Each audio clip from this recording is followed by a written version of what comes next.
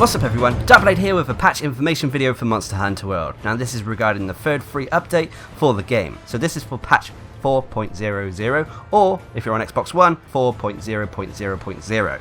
Also known as the Lunastra patch. Now this is a fairly hefty patch, it is around the 550 megabyte mark. The patch is going to be released on May 31st at midnight UTC. But anyway, what does the Lunastra update add? Well, first of all, it adds a new monster, Lunastra. This is the female version and partner of Teostra. But she is not just a carbon copy. She does have her own moves, abilities, and certain personality. Lunastra on a whole is a blue counterpart to Teostra. However, she is more aggressive, she fires blue flames, and she's just all around a tougher contender to fight. Lunastra on a whole bears similarities to Teostra when it comes to her weaknesses. For example, she's weak against ice and dragon, but utilizes fire and dragon elements, so fire resistance is definitely advised with Lunastra. On top of that, should Lunastra actually come across Teostra, they can actually combine their powers into a massive supernova, twice the size of the standard supernova that Teostra does. This is going to be a devastating attack, and players are going to have to really keep an eye out for this to avoid it. Failing that, maybe they can make use of the new mantle that's coming, but we'll talk about that later. Now, Lunastra is technically not new to the Monster Hunter franchise. She has been in other games, but she is definitely new to Monster Hunter World.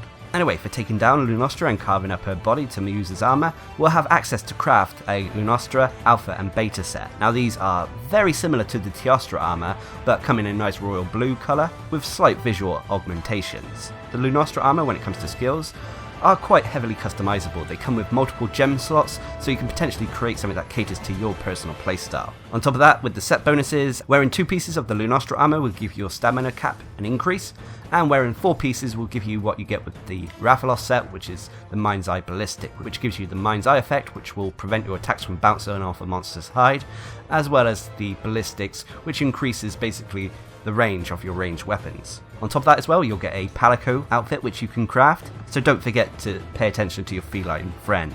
One of the more interesting aspects that come with the Lunastra patch is the weapons. Now of course we get 14 weapons based on Lunastra.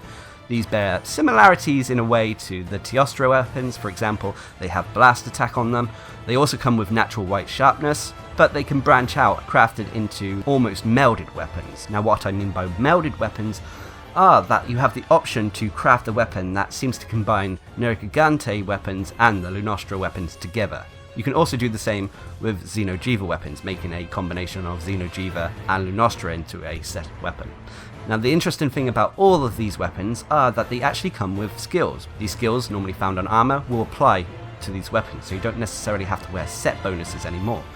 With the basic Lunastra one, you'll get Guts, which is normally found on the Basiljuice armor. This is basically Moxie, which is a life-saving move that if you receive enough damage and your health is past a certain health threshold, you'll stay alive with 1 health remaining. Should you craft the Nergigante / Lunastra weapons, you'll get the Nergigante's Hunger, which allows your attacks to potentially regenerate your health. And should you do the Lunastra / Xeno'jiiva, you'll get the Xeno'jiiva armor set skill that allows your weapon to reduce your sharpness depletion by half, or allow your ranged attacks to potentially not consume a bullet or arrow coating. So this is great news, and it's more weapons to farm. I'm hoping personally that one of these weapons replaces the Diabolus Tyrannus 2, which I end up using all the time, but we'll have to wait and see. As for new content, we also get a new mantle to add to our collection. We get the powerful Temporal Mantle, which could be considered overpowered to some. Now basically what this mantle does is it nullifies damage from a powerful attack by automatically causing your hunter to evade. So say you're going to be hit by Nergigante's Dive Bomb, it probably will kill you. If you've got this mantle on, you should be able to avoid it completely. Now I assume once you avoid a major attack like that, the mantle is consumed. If it allows you to avoid multiple attacks in a window frame, then it's definitely overpowered. But if it's just used to avoid one major attack, then I just see it as a useful tool. But anyway, let's move on to talk about what patch 4.00 brings when it comes to additional changes and fixes to the game. First of all, players will be able to discover investigations for tempered monsters when hunting a tempered monster or breaking its parts.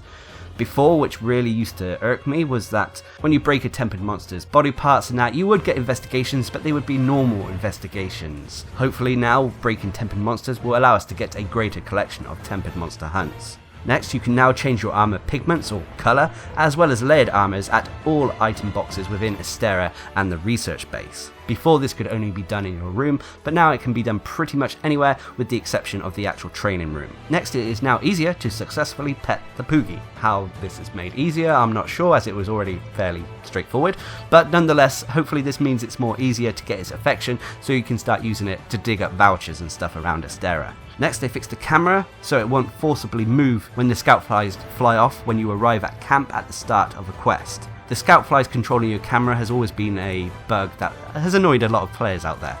This is just fixing it even further. Next, they made a change or fix to the PhD trophy. Basically, the conditions for completing this required you to research the monsters added with free updates. This is now being fixed, and you should be able to get this by only researching the vanilla monsters that came with the base game. So this means that you won't have to research Deviljho or Lunastra and so on and so forth. Next, Capcom have made the following changes along with the update patch 3.0.0. Now, Capcom have apologized for the late notice of this, but they've basically made a change to the Shoryuken and Hadouken gestures. Male characters will now use Ryu's voice from Street Fighter V, while female characters will now use Sakura's voice from the Street Fighter franchise. Now, regarding the bug fixes, there have been quite a lot of them implemented with patch 4.00. Firstly, they addressed a problem regarding the new guild card lighting system introduced with patch 2.00, affecting the appearance of the player's character.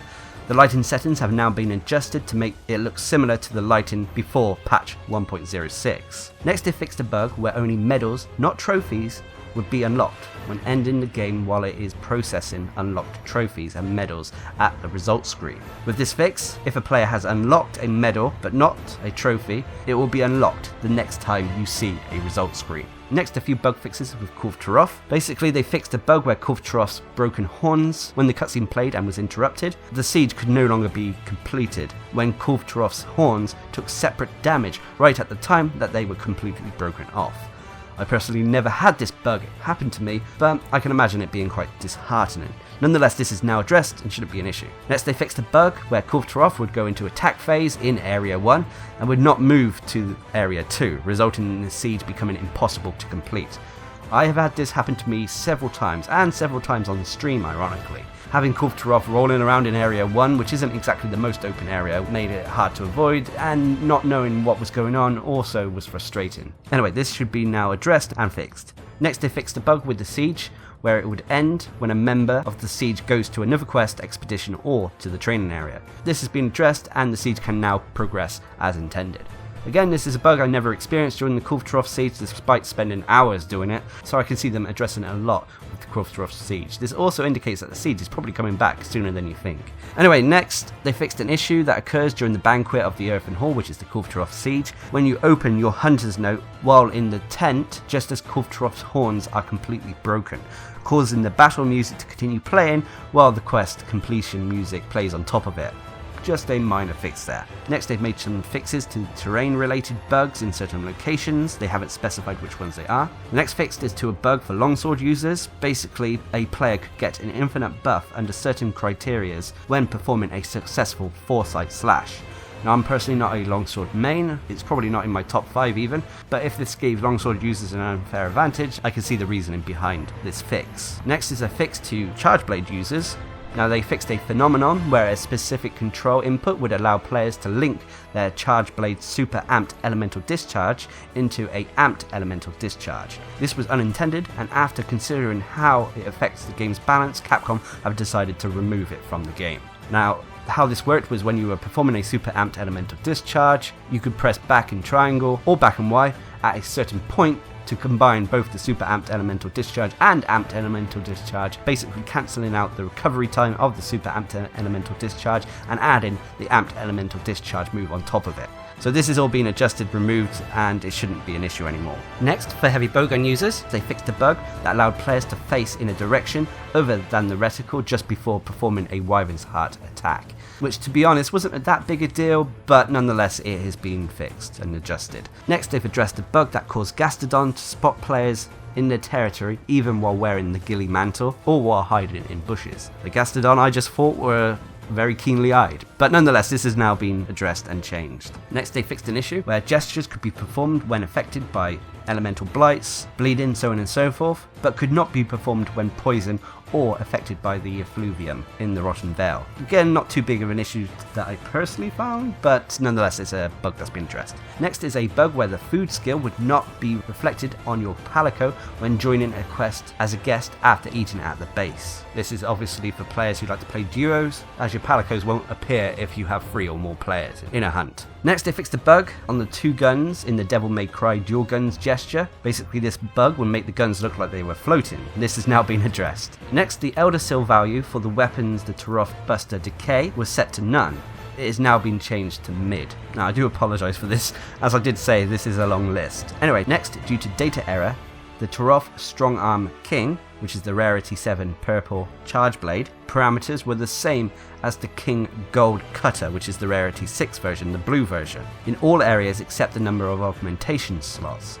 The Taroth Strong Arm King has now been updated in terms of its elemental value and affinity, increasing the fire damage from 12 to 18 and the affinity from 20 to 30%. Next, due to another data error, the feline Lavasioth Helm Alpha, the elemental resistance had the same values as the feline Uragon Helm Alpha, and now the stats have been changed. Next, the feline Azure Star series was mistakenly marked as Rarity 2 from patch 2.00 and onwards. It is now being reverted back to Rarity 3. They also fixed a bug where a beard set on a female character during the character creation would not appear when players equipped the Taroth Beta armor set. Now, having a beard on a female character is hilarious in itself, but now this bug allows you to have that beard back even when you're wearing this armor. Next, they fixed multiple bugs with armor appearances. For example, they fixed some bugs for females wearing the Azure Starlord Armor Alpha. They fixed some bugs where females were wearing the Rathalos Coil Beta and the Wrath Soul Coil Beta. They fixed some visual bugs for female characters wearing the Valhazak Braces Alpha, as well as hair pops for when female characters were wearing the Xenojiva headgear, Valhazak Helm, Jira Helm, and Blossom headgear. They've also fixed some hair pops with the male Butterfly Vertex and Kirin Horn armor. Now, when I mean hair pops, it would mean that your hair clips through the armor. Anyway, next they fixed various text bugs for players playing in traditional Chinese. They've also addressed some text issues for all languages except for Japanese, Korean, and traditional Chinese. And they found a few text bugs for players who played in French. Again, I won't go into too much detail here as they are not that big an issue. And as I always do, if you're interested in seeing these in details, I will leave a link to the patch notes in the description below. Of course, on top of all of this, we are going to have some more event quests coming up soon. Now, when Capcom announced this patch, they also announced and gave us a preview of what's to come. Basically, this comes in the form of a new difficulty, so to speak. They are bringing Arch-Tempered Elder Dragons to the game. These will be available in the form of event quests, which will happen at the reset, I assume. And at the moment, we will have 2 of them. We will have an Arch-Tempered Kirin to fight, as well as a Arch-Tempered Valhazak to fight. Now, on top of obviously getting the increase in challenge, because I assume these are going to be at least on par with Tempered Devil Joe, we also get new materials we can carve from their corpses. This will allow us to craft new versions of both the Kirin armor set and the Valhazak armor set. So with all this information, I am going to be sitting down and making some specific armor sets to take on Lunastra and both the new Arch-Tempered monsters. Now overall, I'm glad to see a new monster as well as a whole new host of content. I love that we get more than just 14 weapons, and I'm hoping that they do replace some of the weapons I've been using over and over again as my mains, but we'll have to wait and see how this pans out. The patch is also welcome. It does address a few bug fixes. There was nothing major I found there, but I'm still glad to see that Capcom are working on the game for us. But anyway, what are your thoughts on this update? Leave a comment down below. And until next time, I've been Darcblade, bringing you a patch information video regarding the Lunastra update in Monster Hunter World. Hope you enjoyed the video, thanks for watching, subscribe and like for more.